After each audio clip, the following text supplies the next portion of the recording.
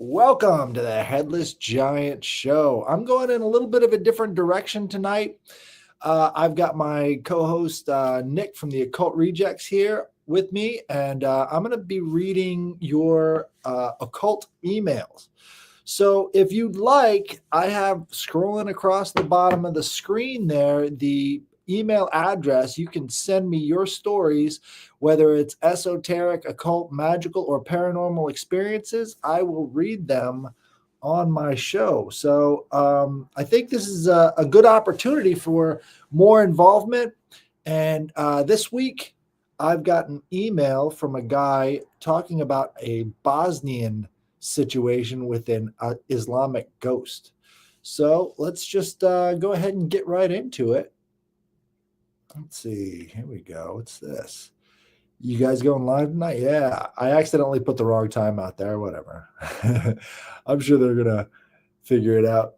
Okay. So it starts like this. Hello. Sorry if this is not terribly formal. I do not even know where to start with this or which one of the stories I would have been more interesting. The one with a Muslim ghost is somewhat funny and somewhat sad, so I'll go with that one. This happened to a cousin. He was with my uncle in some dingy bar in Bosnia, and both had gotten quite drunk, but remained reasonable enough so that they did not trust themselves with the car. The cousin chose to walk back home while the uncle decided to stay. The house he lived in was some 3 miles away upon the slope of a hill known for having a graveyard atop of it, hidden by trees that in places grew so close together that their branches blotted out the sun. They loomed over my cousin as he made his way up the hill, and concrete gave way to simple dirt road with numerous holes and sharp stones scattered about, the flashlight of his phone helping him see the way ahead. All was quiet save for the distant croaking of frogs, but eventually even they went quiet. My cousin stopped as he heard singing, distant but growing louder, Arabic, and he saw a man on the road wearing pure white robe and a headscarf, prayer beads in one hand. He sang as he walked, but his footsteps could not be heard, and his face was not there, just a patch of smooth skin. My cousin did not run. He wasn't really even terrified in that moment. He just stood there, entranced, watching as it got closer and closer, walked up to him and past him, never acknowledging his presence in any way. And once it walked past him, it was gone. In that moment, it was as if a hypnotist snapped his fingers and my cousin woke up from a trance and realized what it was he just saw. However drunk he might have been before that, he was very sober now, and he decided the sensible thing to do was to get the fuck away from there. So he ran the rest of the way home. A Muslim ghost. Crazy, but I believe it to be true. I wouldn't take it as proof that Islam is the one true faith. I suppose we all leave some kind of residue or an echo of ourselves on this earth when we pass away, some stronger than others. I did try to dig deeper into the mystery of this particular ghost, but the truth is that Bosnia is a land soaked in blood and Gothic castles. And you have to stand in for Transylvania along the dirt road where my cousin saw the ghost, where there stands now a row of a dozen ruined houses gutted by flames by the surrounding vegetation, refuses to enter remnants not just of the previous war, but also of World War II, possibly even older. If some inhabitants are to be believed, I once asked an old guy passing by who it was that set the fire to all those houses. Whoever whoever could, son, he told me. I'm not sure what that means. Whoever could, son. Oh yeah, that's probably yeah. So what's your take on that? Well, I'm wondering. I mean, I don't know if I would have gotten that. What I'm getting at is like I'm wondering what made him think it was a Muslim. Like that image that he had. That is interesting. That it was somebody with like the scarf on top of their head and the white robe. I mean, I have seen some occult Muslims wear that thing, but I mean, it's just interesting that he saw that image. Because I have seen that done before. Right. Well, I don't know if that would be a typical, if I would just assume the person's Muslim, if I saw them, whatever. in the Islamic religion, they don't believe that you come back as a ghost or that there's some sort of residue. What they believe is Oh, that there are jinn, and the jinn are the ones that you see as ghosts, and they have kind of a an appearance that they mimic human beings in their appearance, not fully, that's why the but smooth face. smooth face and the fire, right? Because jinn are fire spirits. So you've got the burnt out houses on one hand, and you've got this guy speaking or singing in Muslim or in Arabic, walking down the road, starting to add up to a little bit of a jinn situation because he's got that smooth face and also the hypnosis aspect. Jinn are supposed to be able to get inside your head and even change time around. So it was, at first I was like, it could be a ghost, but all of the things adding up, it looks a little bit like a jinn situation. And he's right about Bosnia. Bosnia used to be part of Yugoslavia, and Yugoslavia was a mix of Islam, Christian, Catholic, and all these other forces that basically came together and made an agreement with the Soviet Union so they wouldn't get invaded. And so they kind of had this sort of uncomfortable truce. And it actually worked. So the dictator of Yugoslavia was pretty much loved by everybody because he was able to pound out this truce and keep everybody happy because they all knew what they were up against. So Yugoslavia was between the West and Russia. And they just said, look, we're going to go this way and you guys just leave us the fuck alone. And it worked. So they had this sort of truce period. And then, as everybody knows, in the late 90s, you had the Bosnia-Herzegovina war, and that was a big problem. So it's basically been the West that has been sort of ginning up these conflicts ever since, not to make a pun there. So yeah, I think this could have been related to the jinn because they do speak Arabic. That's a very prominent feature when it comes to stories of the jinn. And this smooth-faced jinn was probably associated with some of these fires. Like he asked, are there any fires? Who could have set these fires? And it seems like there's kind of a mystery involved there. But if that's the case, that could be the residual energy, or maybe this jinn has claimed this area for itself. But they say that the jinn are a cool fire, like it's not hot to the touch; it's actually a colder thing to the touch. And the way he described this thing, it seemed pretty cold and distant. So, it kind of had that maybe emotional coldness. So, what do you think? Does that start to make sense? Well, yeah. Look, the one thing I think I want to get at, what I was trying to get at before, is that like that's to me just automatically put like a Sufi in my head. Right. Seemed very specific, and it's just like, is that something that this guy even knew of, to where it was his imagination running with it? You know what I'm getting? Maybe what I'm getting at is like maybe it did look like that. Because did that to me was a very specific look. And even then, for me, anybody that I said that before because somebody said the person couldn't have been a Muslim if they were drinking, and I'm like, yeah, and Christians don't fuck before marriage too. Like, are we being serious here for real? Right. But, Yeah, and nobody curses either who's real religious. Yeah, come on. But what I was saying is that one thing I find interesting with it is that going back into the jinn, anybody that I ever came across that was kind of like, again, this just comes across from me doing research. Any Sufis I came across, they happen to be mystics, or they were occultists. So I just found it interesting that like a Sufi looking to me, Muslim, walking down the street and him having this experience, and you're going on about the jinn and the soft face. That's very weird to me. Well, from what I know of Sufism, it's a little bit further north. It's more of like a Turkish thing. And the way he was describing this guy, it seemed like an Arabic, style guy with the scarf and everything. The Turkish Muslims look a little bit different than the Oh yeah. Saudi Arabian. So Yeah, but they kind of have like a wrap thing around their head too. Right. And so it sort of seemed like more Saudi Arabian to me. But yeah, there is this ongoing conflict in Bosnia between the Christians and the Muslims. So I don't necessarily know whether or not this was a Muslim area or a Christian area, but Christians drink, so it could be that as well.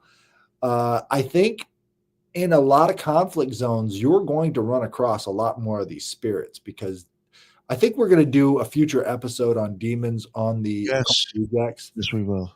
And yeah, demons really do gravitate towards conflict zones, and you'll find a lot of experiences of soldiers where they see unexplainable shit while they're out on the battlefield, because it's basically a harvest fest. I mean, a lot of people don't think that wars are related to ritualistic human sacrifice, but they absolutely are. And what's Oh, interesting yeah.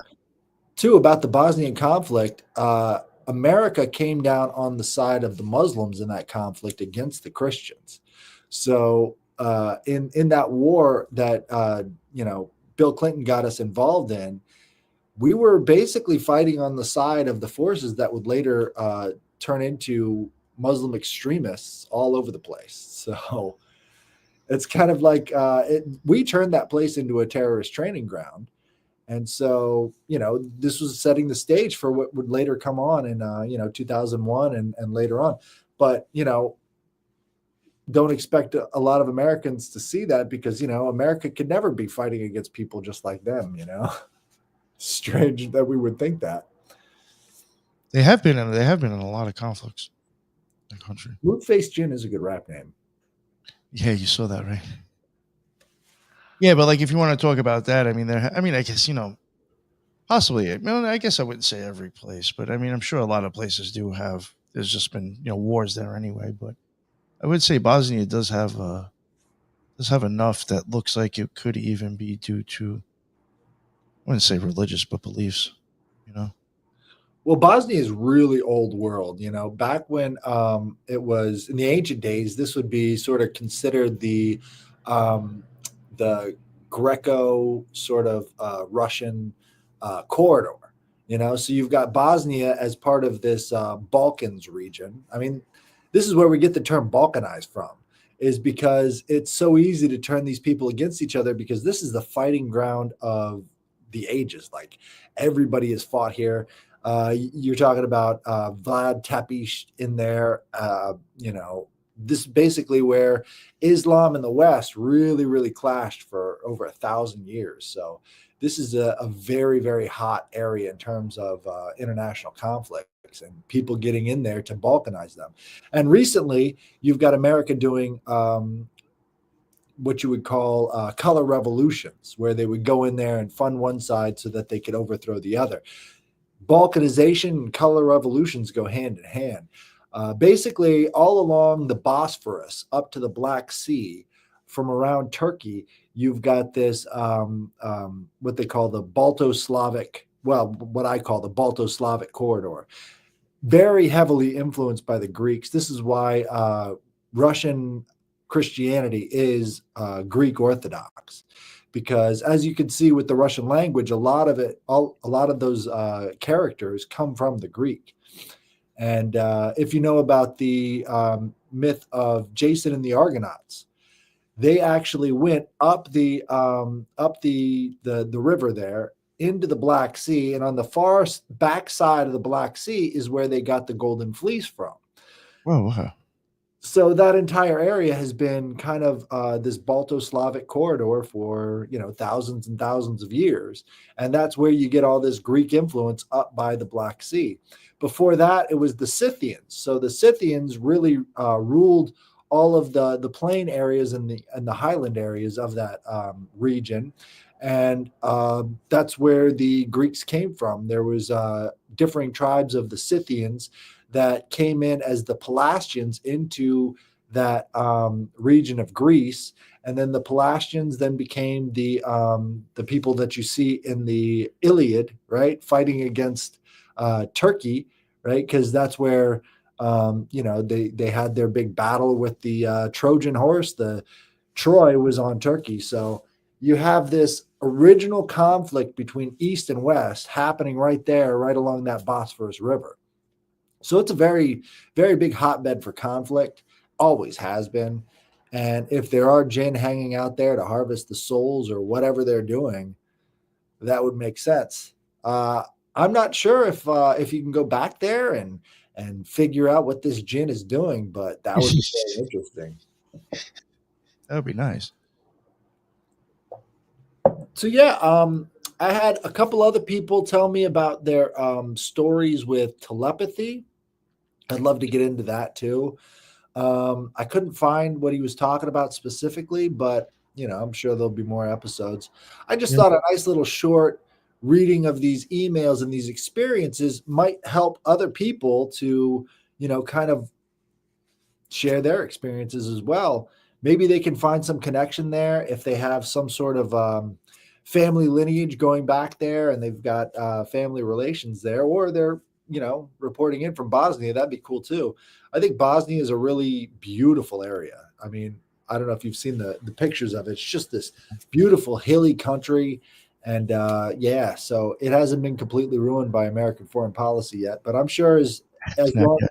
as they're vassal states to the United States, it's going to happen. But basically, after the war, all of the Christian Bosnians self-segregated themselves away from the Muslims, and they haven't really been able to reintegrate back under the state yet because the Muslim state is running Bosnia. So it would make sense. I mean, there are occultists all over the place, and I wouldn't be surprised if there's a little bit of black magic going on in that region. Oh, I'm sure there's black magic going on everywhere. And Islam has a really interesting relationship with the jinn because a lot of their magic systems go back to the idea of Solomonic magic. And so they feel like they can, control the jinn in some cases, or in other cases, they're under attack by the jinn. But I've heard a lot of stories about it, and most of it has to do with the desert. And it's really interesting that he would be wearing this desert garb that far away from the desert. And that's something that really, piques my interest, is because it seems out of place. Even the Muslims up in Bosnia, they don't dress like that. That's not very common there at all. Oh no, that's yeah. But At least I think so. the prayer beads, that's what I found interesting because the jinn are often disguised as like holy men. And so having that as the disguise would be par for the course. But I mean, on our future episode about demons, there's so much variation, but I feel like there's that gravity is what brings it together. So if there's conflict zones, high population centers, maybe an area that has had a lot of emotional intrigue and a lot of emotional outlet, those are the gravity centers that demons are really attracted to. Also, taking advantage of the graveyards and torturing the souls of the things still stuck there. And talking about the legion of demons too, because as you know from Solomonic magic, they say he's in charge of X number of legions, and it's always this huge number. How do they get those numbers? Yeah, I was like, yo, where does this shit come from? I've even wondered, is like the numbers, like even some like the reason for that there. I don't know. There's definitely a numerological aspect to it, so they control a certain amount of legions because that's their number. And then like 17,000 legions, well, 17 might be their number.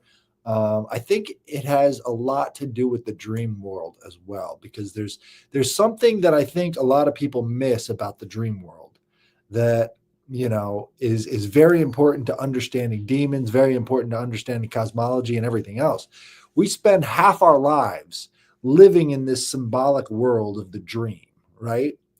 And yet, when we wake up, it doesn't really have any impact on us because we don't see how these symbols are important. But to ancient societies, dreams were very important, and they dictated how you were to interact with the land. They dictated how you were to interact with others, and they took these dreams seriously. And it seems like the less we take our dreams seriously, the more prone to demonic influence we are, because there's something about these dreams that connect us to something greater than ourselves.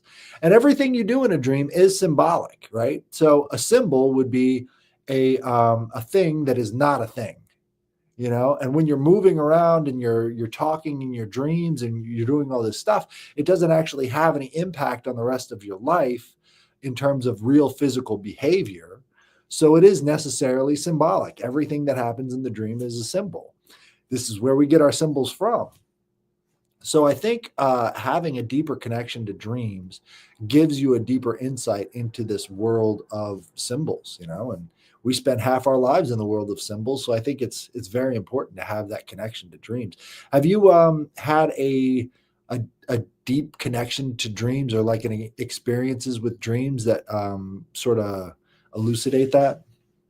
In the past, I mean, I've had some dreams where I actually question if it was out of body experiences, to tell you the truth. Um, and you know what? And the thing is too that I've noticed is that when those have happened, especially as a child, they happened a few times. It's always when I was sick, Mm, really sick. I would have these dreams that seemed like to the point to where it's like you'd almost feel the atmosphere around you. Like it actually felt like there was depth. It was very weird. One time, the last time it happened, probably 2000 and maybe 14 or 15. I was in fucking prison actually when it happened. It's the only reason I remember around the time it happened. I was sick, and it's a fucked up situation. In the federal prison, you can have emails, and there was a few I wouldn't say famous, but I mean the guy from Blow, the movie Blow with the cocaine. He was there. There was some guy from nobody big, but some pitcher from the fucking Yankees or some dude from the Yankees was there. A couple of people, and I emailed my brother and told him. And I was in some fucking program, some drug program. Somehow my lawyer pulled it off, even though I was selling steroids. I got a drug program. That was going to knock off a fuck ton of time for me and halfway house time. So they're very strict. It's almost like a totally different fucking world considering the rest of the prison. Inside there, you're expected to snitch on each other, so it makes no fucking sense to me. It's like it's called RDAP. And they'll read your emails, and just to be dicks, they said I violated like fucking prison security with saying who was in the fucking prison in my emails to my brother, and they fucking threw me in the shoe. So now I'm in the shoe, and I'm in there with like one other dude for like fucking 3 months. And like one of the days I was fucking just like, I was horribly sick for a few days when I was in there.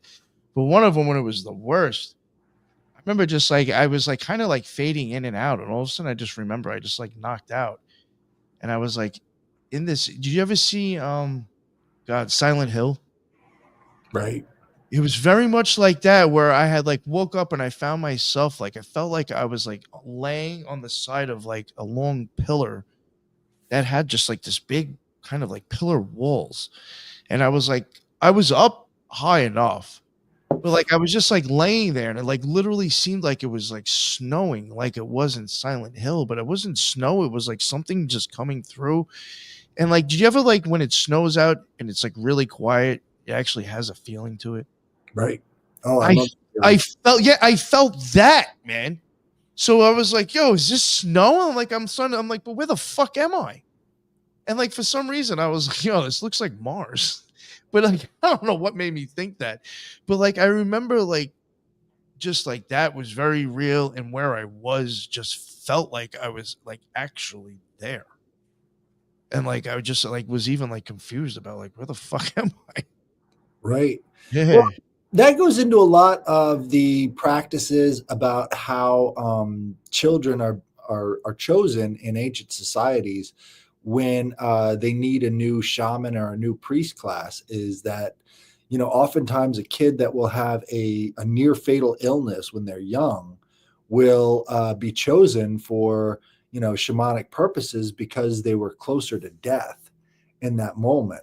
And that could actually go into a lot of your meditative experiences later Mm. on, is because you're in this liminal space. Like the way you described it, it seemed like a place between worlds, you And you know? know what was weird? I felt like the reason why I was like, I don't think this is snow, because it almost felt like it was a struggle to breathe, as if like something like this stuff was even a problem. Like it was real to me. Right. You know what I'm saying? I'm wondering if that was, who knows, if it was just like a visual representation of my soul like fucking drifting off. Well, the game Maybe Silent the breathing would be harder if you start leaving.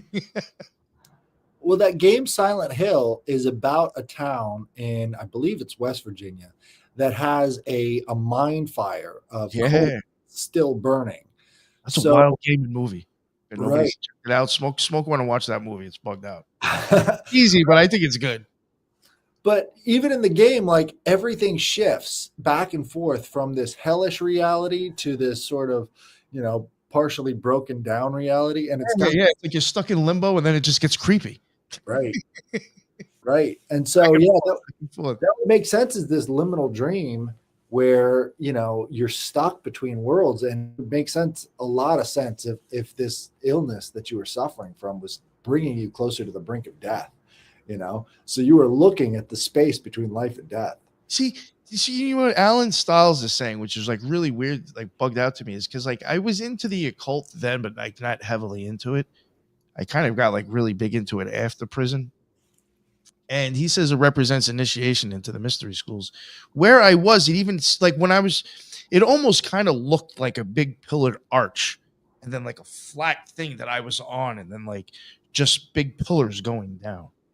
And Hmm. like, yeah, I mean, I'm not sure. I'm sure that really isn't what was happening, but like, it was very after the fact. Once I got into occultism, I did think back at that and be like, it's very like kind of like the whole Masonic arch, really. Right. And you had all those pillars all over the place. Yeah, it was fucking weird. Yeah. Those pillars are really significant because, that's connecting the earth to the sky. And that's what those pillars have always represented. I wanted to talk about this one a little bit because I used to have dreams like this too. Really insignificant stuff, but it was like visions of the future. And I would remember that I had that dream as I was going through whatever it was I was dreaming about. Right. And that's, it's a kind of odd sensation, but you can change those. And I think what I did was I changed it while it was happening so that it didn't play out the way it did in my dreams. And now I don't have them anymore. So I wish I hadn't, it would have been a lot easier if I don't know, maybe it seems like it would have been a lot easier, but I don't know either way. But having these trivial dreams of the future, that's interesting to me because it's like, why not give me something I can use, Give me something I can use here, people. But yeah, it's It's like a these vision dreams. of you tying your shoe like 10 Right? years from now. It's like, that doesn't help me much. Thanks. Well, I mean, it's like the problem with the Greek prophecies. It's like the more you try and get away from your fate, the closer you get to it, and that's pretty depressing to think about. Centralia mine fire. That's what it was. It wasn't West Virginia. It was Centralia. Yeah, bugged out movie. It's I think there's occult aspects to that movie too. Pretty cool Oh though. yeah. Oh yeah. And if you consider things like dreams to be significant when it comes to the world of symbols, then all of your dreams become this occult significance. And I heard a podcast today. It was on the Higher Side Chats. This guy was talking about how the ancient snake symbolism represents that big old arm of the Milky Way that we see across our sky at night. Like that was considered to be the snake. And if you think about that, the whole Orphic egg makes sense because we're looking out from the inside of the egg and we see a giant snake wrapped around us, you know? So when you understand that as being an ancient symbol for the universe and how to connect with it, and what they were saying was you connected with it through Polaris, through that North Star, then you figure out why that swastika is always so important to these ancient civilizations as well, is because that's how they climbed the column, that's how they climbed the tree out to the greater universe. And it does seem like the way the snake has been demonized in the way that it has been since Christianity, what they're trying to do is keep you here. They're trying to say, don't connect to that wider galactic consciousness. That snake is evil. Well, at the same time, Jesus said, just as Moses lifted up the snake in the wilderness, so too will I be lifted up. So he's calling himself that snake, that branch. And in some ways that makes sense because it's very heavily related to Dionysian symbolism and all of these symbols of man as this connected form to the gods. So, Dionysus would be the intercessor between man and the gods. And then you had all these other intercessor deities that are very closely related to that. So I think if you dream about Dionysus, I'd like to hear about those dreams as well, because that's really interesting to me. From everything I've seen, everything I know, I think that there is going to be this return of the old gods, and I keep seeing it. Like Uh, the other day, I saw this huge flock of bald eagles just sitting on the side of the road, looking at the cars going by, and it's like, that's odd. There's no kill over there. They're not feasting on anything. It just, they're looking at the road. They're looking for something to return. So I think even the animals feel it. And I mm, like to I talk about, definitely think the animals know something's coming. right, Animals are acting a little bit more intelligent than they normally should be, in my opinion. Like I even feel like they're like, I hate using the phrase like upgrading, but I do feel like their consciousness is expanding a little bit. right. That's my Well, opinion when it comes to animals. I feel like Or maybe we're just noticing it more. I don't know. this would go back to the conversation about demons, because another way of expressing the idea of demons comes from the Greek form, which would be daimones.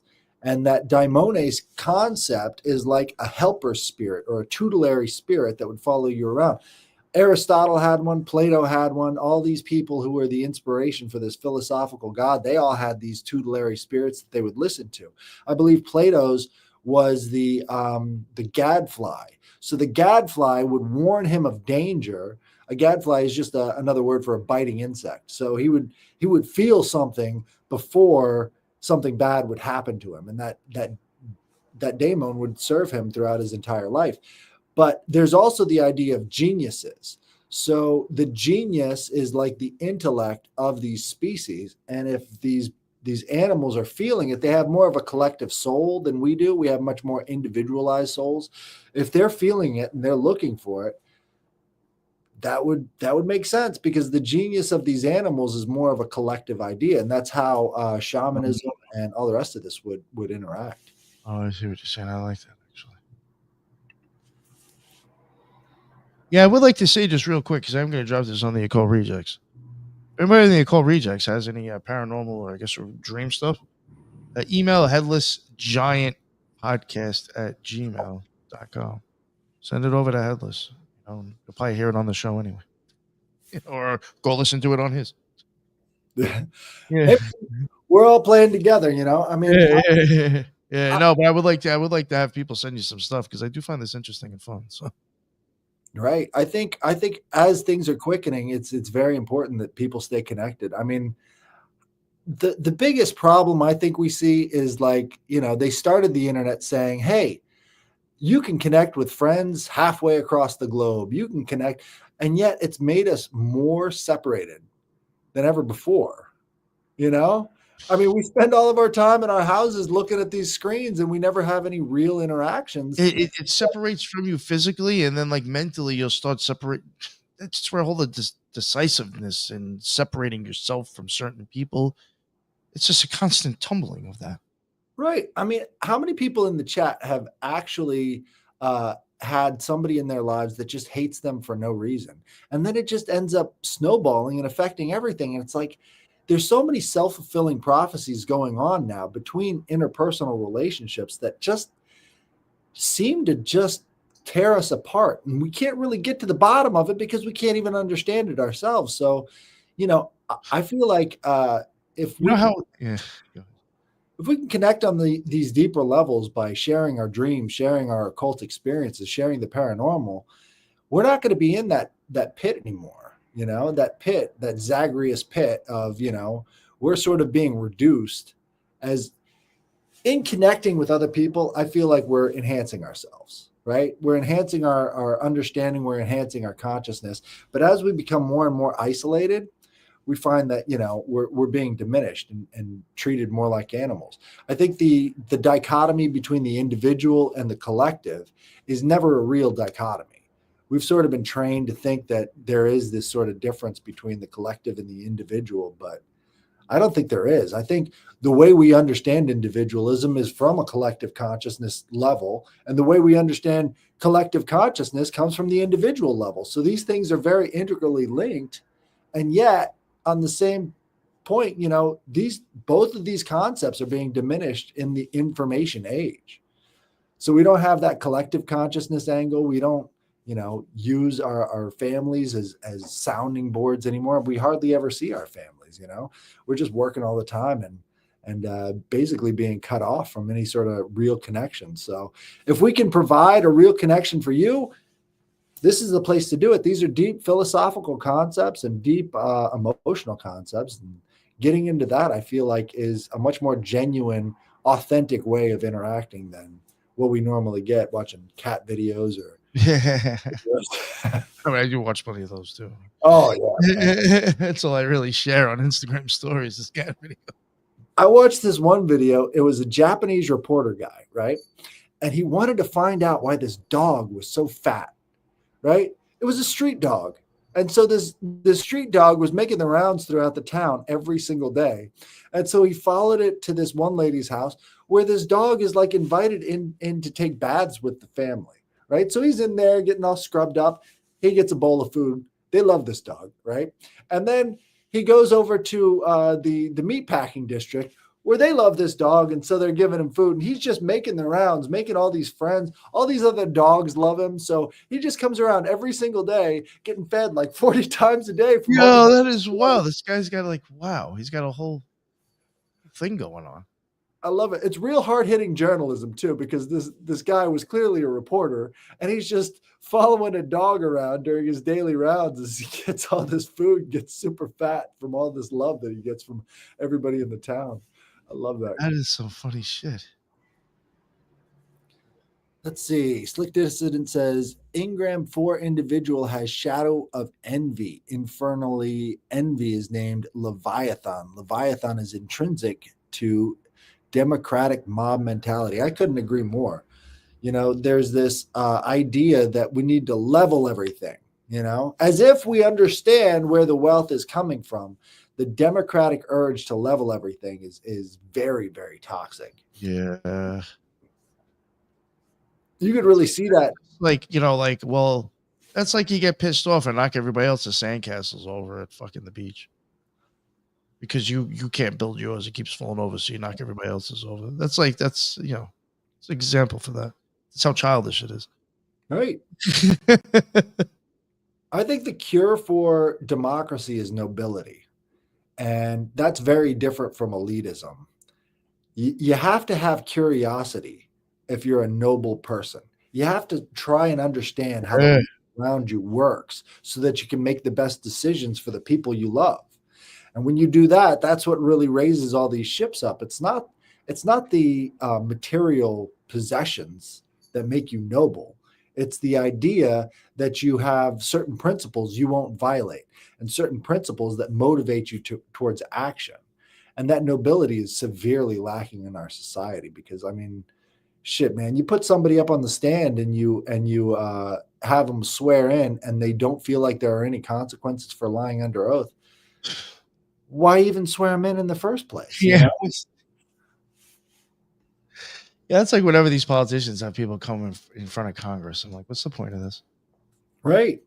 Ted Cruz is bringing another one up there. You go nowhere with this anyway. Right. It's just, I think it's all like staged. But it's all crumbling now. I mean, we see it over and over and over. Oh, yeah. I hate to say it, but I do think there's just going to be issues popping up from previous medical, whatever you want to call it, previous medical advice. Right. I might be showing issues popping up very, very soon. And what I find interesting is the person who gave you the symptoms happens to be back to give you a fix for it now too. Fucking Trump. Right. And as we're seeing all these institutions start to crumble, we have to remember that there is a religious fanaticism around the big V word. Oh yeah. The big V word we can't even say. I had to take around science and politics now. Right. Both. It's like become a religion radicalized. And if you think about it, the V word looks a little bit like a crucifix that you can inject into your arm. Yo, and what the fuck is the odds of that? Damn. Right. Yeah, I know what you're talking about. That's wild. That's why I caught that for a second. I was like, oh wow, okay. Yeah. So, Yo, you know what's another funny thing too? That this is what's crazy. This is just from my own experience and from other people I knew. When I knew people who all of a sudden got crazy radicalized with like politics and like other certain things, it's like, yo, you knew nothing about it though 2 weeks ago. Right. Like you actually don't know a fucking thing about politics. And now all of a sudden you're a fucking staunch Republican. Like, right. what? It's just weird how it's just like some of this stuff, and even it's like that's where you have to start wondering, in my opinion, what's going on here that you're getting people who are so far not even thinking about it to where now they're obsessing over it. Right. Right. It's the pendulum swing going crazy. This Yeah. metronome is just swinging off the charts. Everybody's switching sides. And these political divides, I started out as an ANCAP. That's when I started doing my podcast as Anarchy Ball and all the rest of this stuff. And then I look back on it and it's like, there's no spirit there, right? Like anarcho-capitalism is just as materialistic Yeah. as communism. Uh-huh. And the real problem is it goes back to what William's asking right here. Nobility as in monarch or as in elected aristocracy. And it's like, it's neither of those. I think what it comes back to is this right here. What you have is a bloodline. And that bloodline is what you're supposed to be taking care of and boosting up so that they can have a consistent principled morality in addition to the material things that each generation builds upon, right? That's what a noble person is somebody whose family has benefited from this. And, what we see in our society is that wealth rarely survives 3 generations. It's completely squandered by the 3rd generation because those people become spoiled. They no longer have the same rituals. They no longer have the same roots. And you just get this. Don't have the passion of the oath. Right. And so the way I describe it is that dominance leads to decadence. Decadence leads to degeneracy. Degeneracy leads to destruction. There's your 3 generations right there. That's about right. And instead of understanding and witnessing that, we end up having to go through all this stuff. So having a sense of nobility, there's a good example. A lot of people don't look into the Asatru stuff because it was kind of invented in the 1970s, but they have the 9-fold noble path, right? And those principles that they lay out in the 9-fold noble path of Odin is very much applicable to all people. And if you want to start cultivating a sense of nobility in yourself and passing that on to your offspring, there's no better time than now to start understanding that, I agree, sir. And we're seeing a lot of this Leviathan stuff. I mean, you've got Leviathan, you've got Typhon, you've got these ideas of this monster. Apophis and Typhon. Right.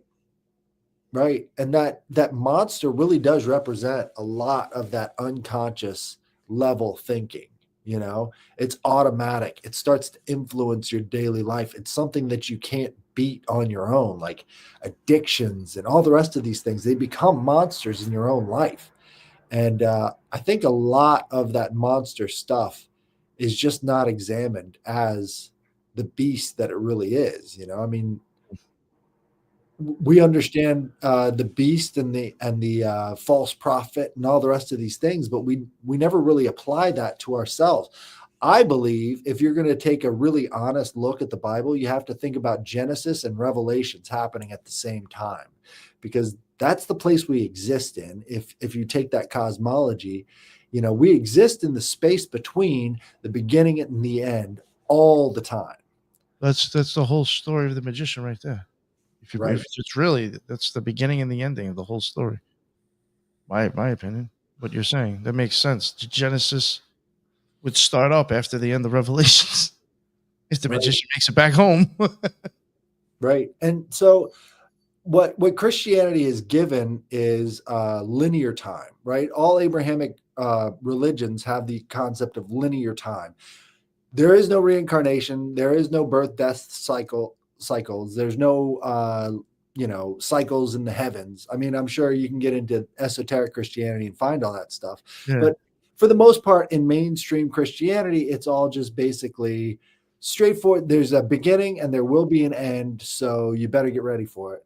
And it doesn't really take into account the real cycles of history. And when you remove a person's understanding of the cycles of history, they become doomed to repeat those cycles of history, and nobody's really thinking about it. But if you start to understand and integrate those ideas of the cycles of history, you'll very, very easily start to identify the Leviathan in your own life that is sort of draining your power and sucking from you. And once you understand that, then you could start to move past it. You can start to have a better life outside of that cycle. But I think it's important to understand the cycles that occur in your life, and that's part of knowing yourself, you know. Ethan Hawke wrote a cool child's book about how to be a knight. If you guys have kids, it's great advice. Okay, check that out. Oh, Apophis asteroid is happening now, Teresa saying? Right. The Apophis asteroid, they're supposed to, well, I thought they already landed on it. I'm not sure. Apophis and Typhon is mentioned in the hexagram ritual. It's supposed to represent the beast. Right. And so there is an interesting relationship between the OTO and Typhon. I don't really see the connection between the battle between Typhon and Zeus, though. That's what they're using, though. They're using the idea of Typhon versus Zeus, but they're kind of divorcing it from its original context. How would you describe the relationship between Typhonian OTO and the rest of the magical system? You know what? I couldn't tell you anything about this Typhonian order. Really? Yeah, all I know is that is has nothing to do with the OTO, technically. It's just people from the OTO. Kenneth Grant started that on his own. There's no correlation or attachment. So that's why I couldn't tell you anything about it. I was never interested in learning what he's into. But like you were saying, though, there is still the Typhonian elements of the hexagram ritual. Well, yeah, you do. You say Apophis and Typhon, yeah, you can call it, yeah, in the hexagram ritual, yes. And it's that again. Yeah, that one there is like thoughts on. I couldn't tell you anymore because it's been so long, but there were thoughts on like why that is implied with Apophis, because you're going from like Egyptian to something else. Right. Yeah. And I think you get that a lot at the Oracle at Delphi. And then you're doing that also with Hebrew words that you're saying. It's Hebrew words in the same rituals. So. It's a real interesting mishmash. It's one of the reasons why I always try to construct my own rituals instead of going by these things that have been constructed by orders I really don't understand too much about, because they have their own associations and I have my own associations. And why would I use somebody else's associations if mine are just as valid, you know? So, but in the case of the Oracle at Delphi, you have Apollo slaying the Python, right? And this Python was coming for his mother. And so he killed the Python, and the Python is what brings about the Oracle. So as you're sitting on top of this tripod in the Oracle chamber, it's supposed to be the spirit of the serpent that comes over you. And that's what's, the combination of the serpent and Apollo are what's speaking through you.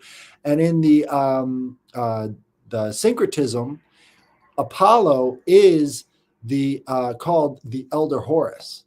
Right. And so Horus is the one who slew Apophis. And so you've got that slaying of the snake on both ends. They also say Set slew Apophis and several other deities did. They had a lot of different cosmologies within the whole Egyptian milieu.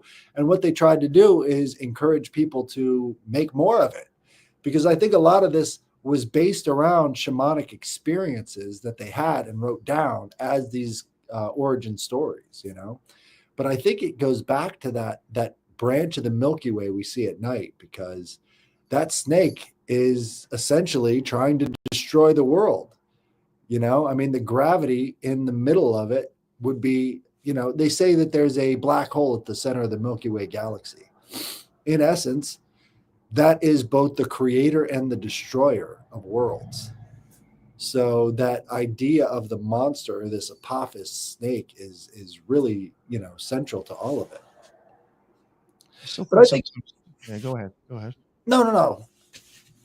I I was still going think to close it up. sometimes the snakes are just. I know not everything's always going back to the eyeballs, but I do think that sometimes snakes can be used for that. Right. Right. Well, I think Especially the snake eating its own tail, I think can be used for that.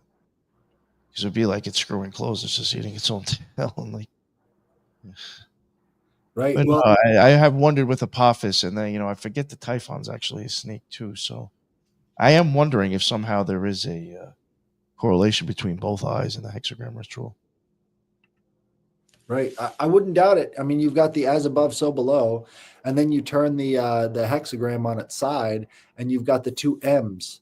It's Yeah, sort of the idea of the reflections of mother and monster. You've got those two ideas right there in that hexagram, because creator and destroyer all in one thing. yeah. And one thing I did want to mention before, besides I said it's in the hexagram ritual, and you mentioned Apophis. Even in that ritual, you do also mention Isis and Osiris. So I mean, it is interesting about why Typhon is thrown in there. Right. Well, Maybe people should look into that, try to figure out why. There might be something behind that. absolutely. I think this was a great episode. We're going to keep it nice and short and sweet, and I think this is going to make good clips. We can clip this up and throw this out on Instagram and other places.